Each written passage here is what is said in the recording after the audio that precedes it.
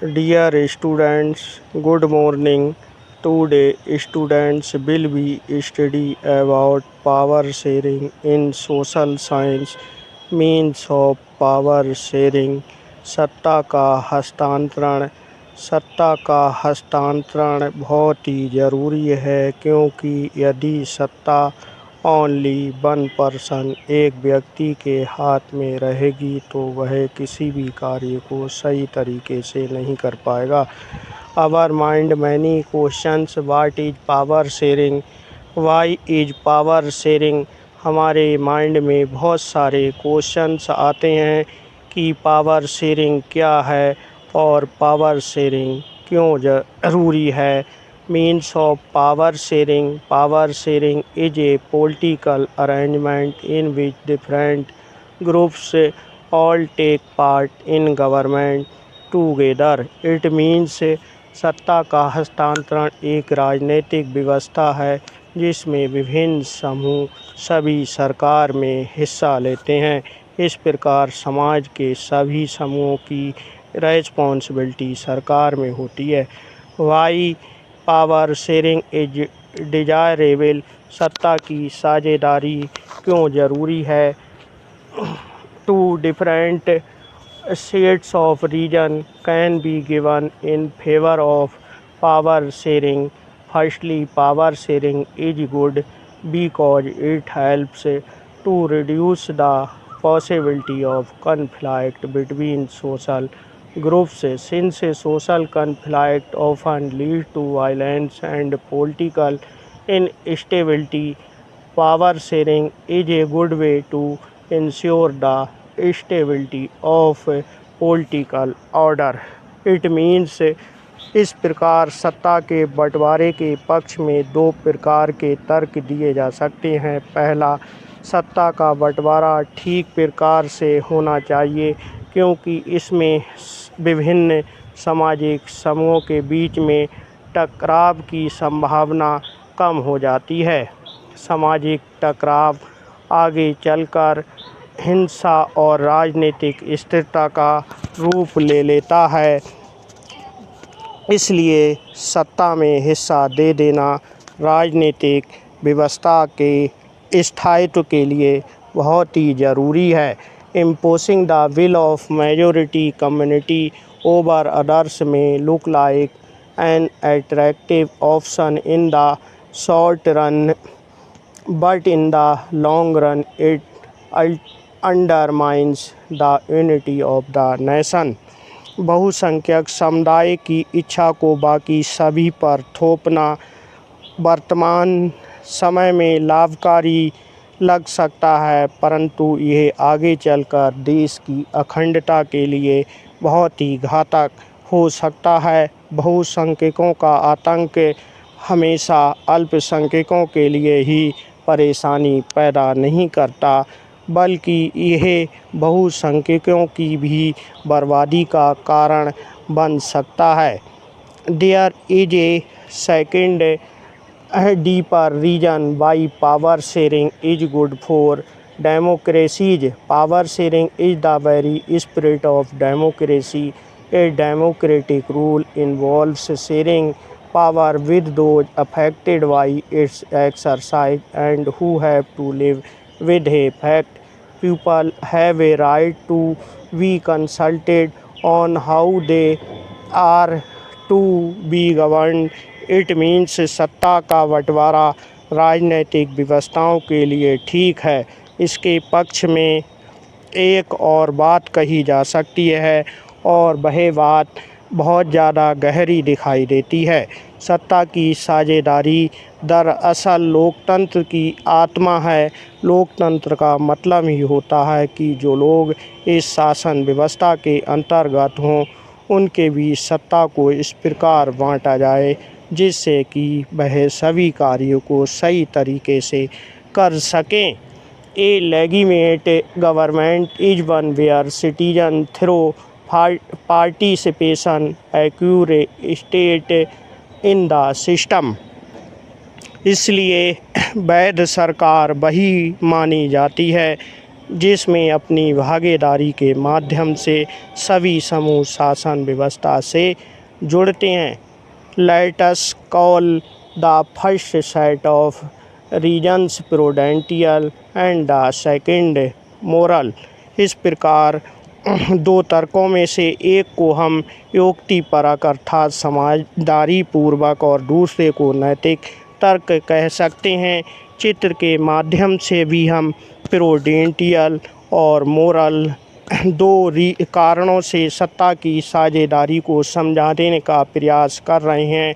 Number 1, reduce conflict between social groups. It mean सामाजिक समूहों के बीच में झगड़े को कम करना होता है। Number 2, stability of political order. राजनीतिक व्यवस्था की स्थिरता बनी रहती है।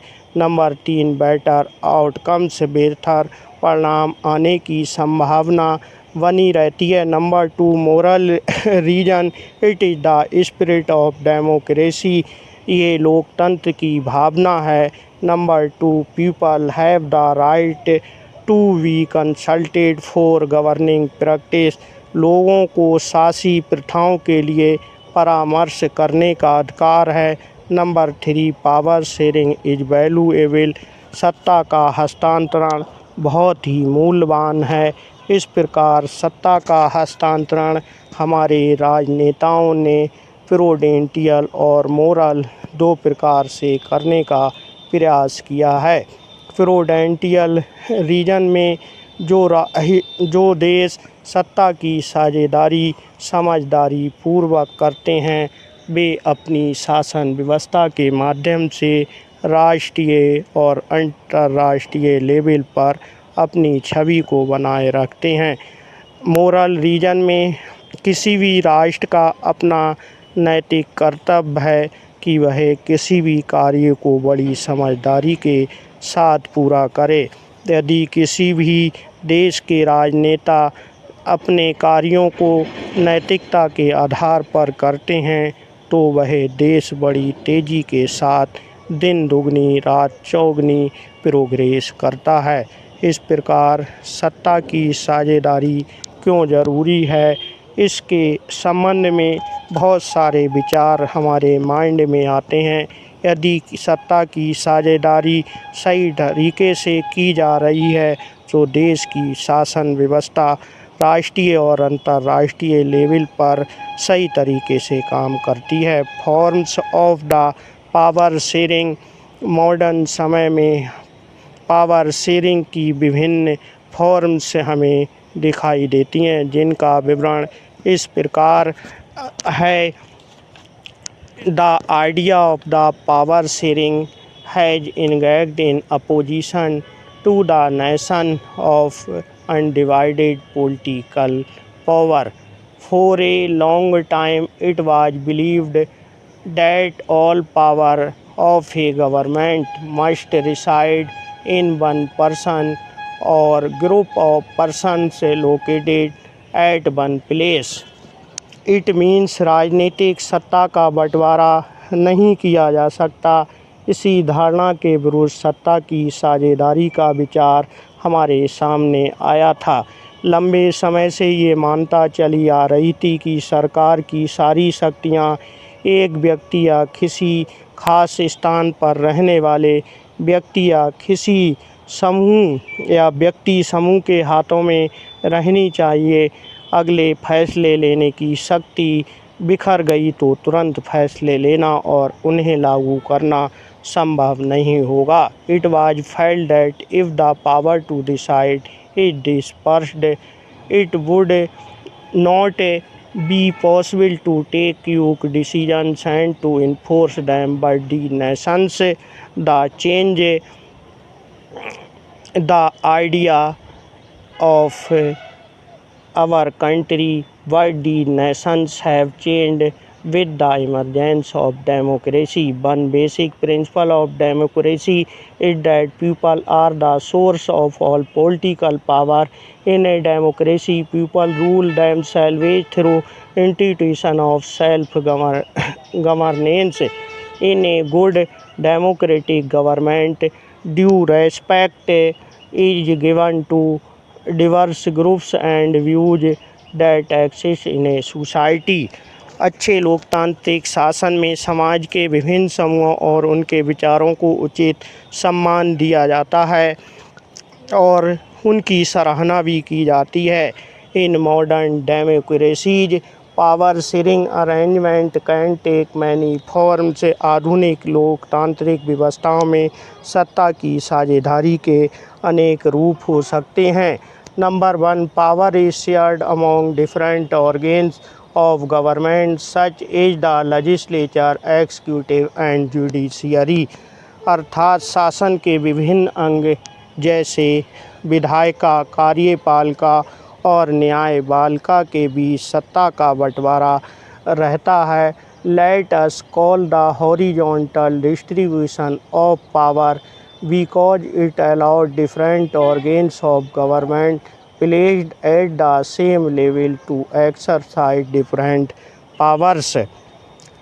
इसमें हम सत्ता का हॉरिजॉन्टल पावर शेयरिंग का जो सिस्टम है उसका जो भी मूल्यांकन है उसको इस प्रकार करेंगे।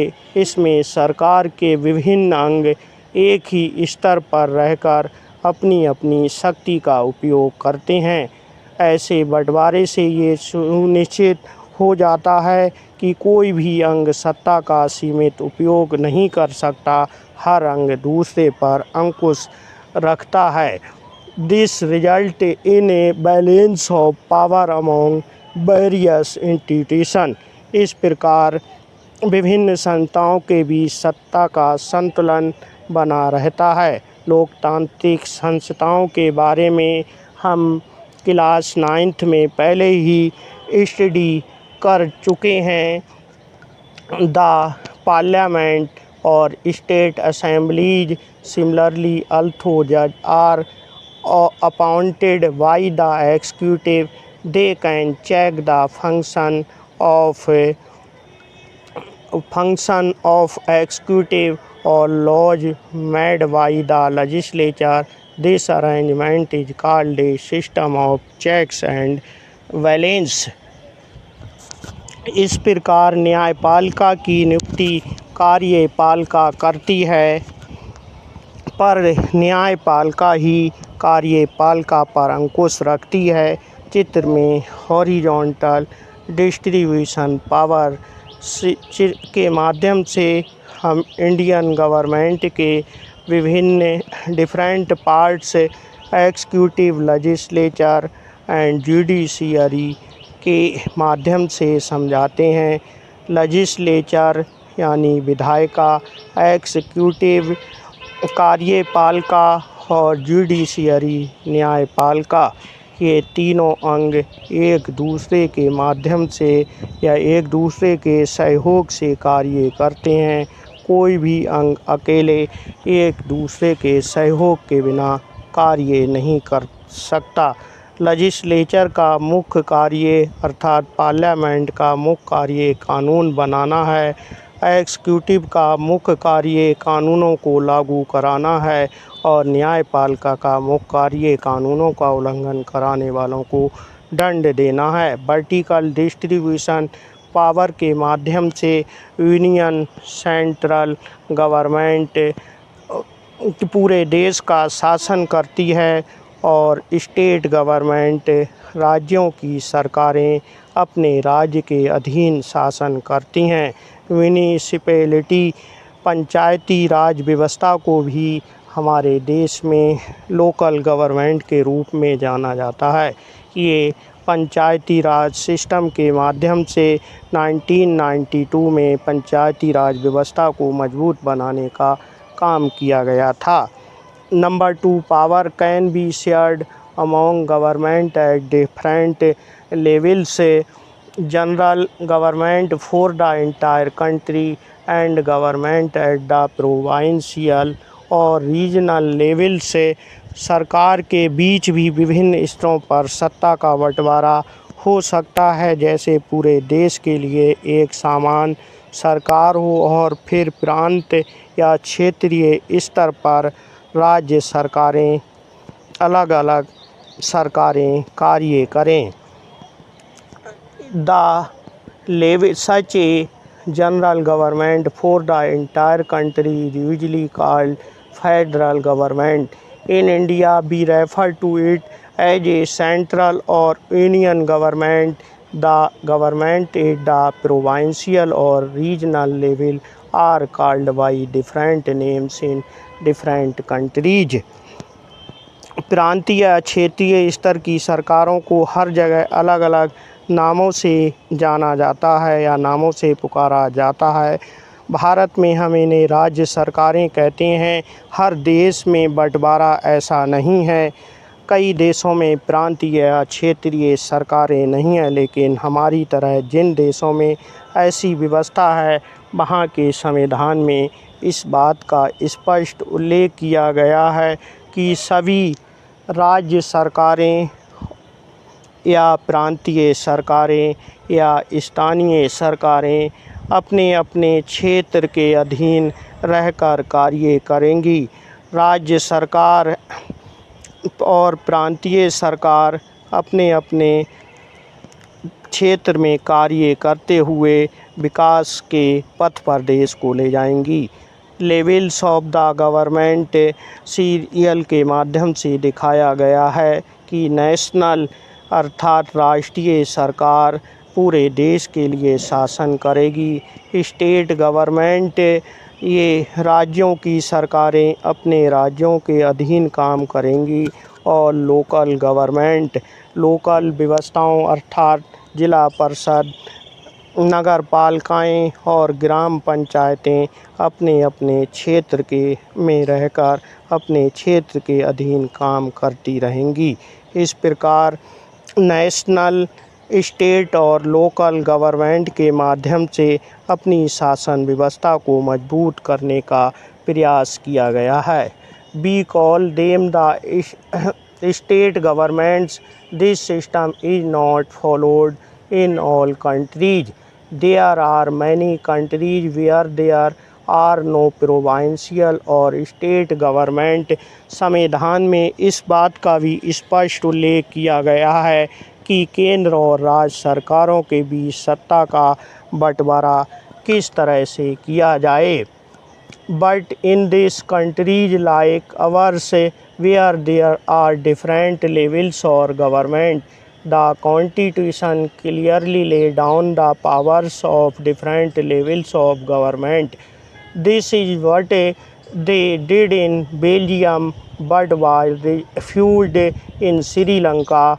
This is called federal system of the power. The same principle of the Belgium में तो ये काम हुआ है पर श्रीलंका में नहीं हुआ। Number 3 power may also be shared among different social groups such as the religious and linguistic groups. Community government in Belgium is a good example of the arrangement. It means सत्ता का बंटवारा विभिन्न सामाजिक समूहों मसलन भाषाई और सामाजिक समूहों के बीच हो सकता है। बेल्जियम में सामुदायिक सरकार इस प्रकार का एक अच्छा उदाहरण है। In some countries there are constitutional and legal arrangement whereby socially weaker sections and women are represented in legislatures and administrations.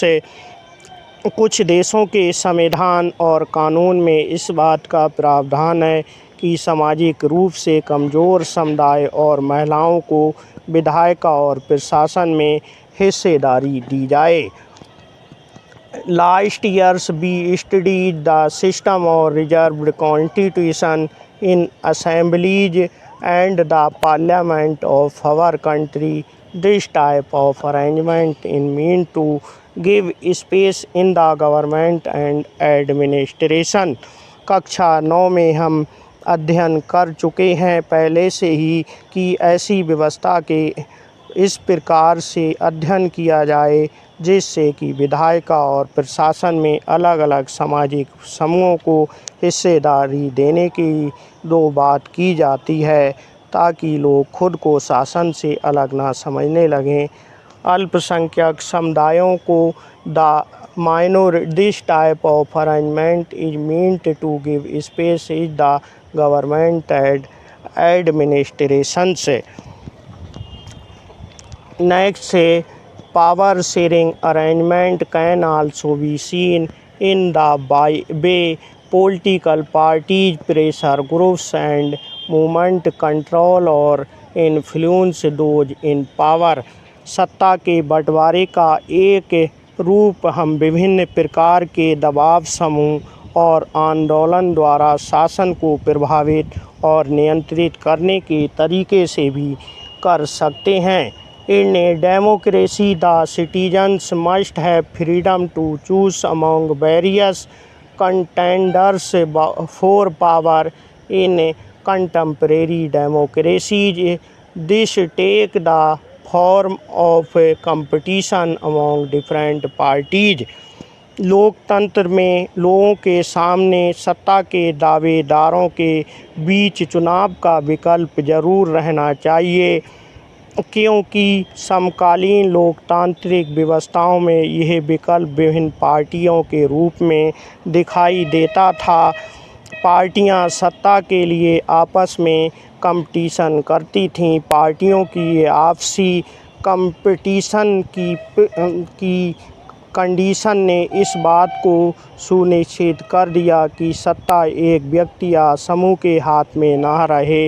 एक बड़ी समय अवधि पर गौर करें तो पाएंगे कि सत्ता बारी बारी से अलग अलग विचारधाराओं और सामाजिक समूहों वाली पार्टियों के हाथ में आती जाती रहती है। Next, different political parties, social groups, sometimes this kind of sharing can be direct when two or more parties form an alliance to contest elections. In direct and indirect, if their alliance is elected, they form a coalition government and thus share power. In a democracy, we find interest group such a social group. We find interest groups such as those of traders, businessmen, industrializations या industrialist, farmers and industrial workers. हमें कई बार सत्ता की ये भागीदारी एकदम प्रत्यक्ष दिखती है, क्योंकि दो या अधिक पार्टियां मिलकर चुनाव लड़ती हैं या सरकार का गठन करती हैं। लोकतंत्र में हम विभिन्न पॉलिटिकल पार्टियों को देख सकते हैं। इसमें राष्ट्रीय और प्रांतीय स्तर की पार्टियां होती हैं। हमारे यहाँ राजनीतिक स्तर पर राष्ट्रीय स्तर की कांग्रेस और बीजेपी राष्ट्रीय पार्टियां हैं और प्रांतीय स्तर पर हर राज्य में बहुत सारी राजनीतिक पार्टियां अपने अपने राज्य या स्टेट लेवल पर कार्य करती हैं, जो सत्ता पाने के लिए बहुत सारा भरसक प्रयास करती हैं। इस प्रकार चित्र के माध्यम से हम power sharing among political parties, pressure group से एंड मूवमेंट के माध्यम से सत्ता की साझेदारी को स्पष्ट रूप से देख सकते हैं। Civil war, a violent conflict between opposing groups within a country that becomes so intense that it appears like a war. It means गृह युद्ध किसी देश में सरकार विरोधी समूहों की हिंसक लड़ाई ऐसा रूप ले ले कि वह युद्ध सा लगे तो उसे हम गृह युद्ध कहते हैं। गृह युद्ध या civil war very dangerous conditions in present time, coronavirus time, America China very dangerous conditions. Civil war के समय में दो देशों के बीच में बहुत ही बुरी कंडीशन या बहुत सारे देशों के बीच में बहुत सारी देश के अंदर बुरी कंडीशन दिखाई देती है। Next, ethnic composition of the ethnic composition, a social division based on shared culture. People belonging to the same ethnic group believe in their common descent because of similarities of physical type or of culture or both. They need not always have the same religion or nationality. It means ऐसा सामाजिक विभाजन जिसमें हर समूह अपनी अपनी संस्कृति को अलग अलग मानता है, यानी ये साझी संस्कृति पर आधारित सामाजिक विभाजन है। किसी भी जातीय समूह के सभी सदस्य ये मानते हैं कि उनकी उत्पत्ति समान पूर्वजों से हुई है और इसी कारण उनकी शारीरिक बनावट और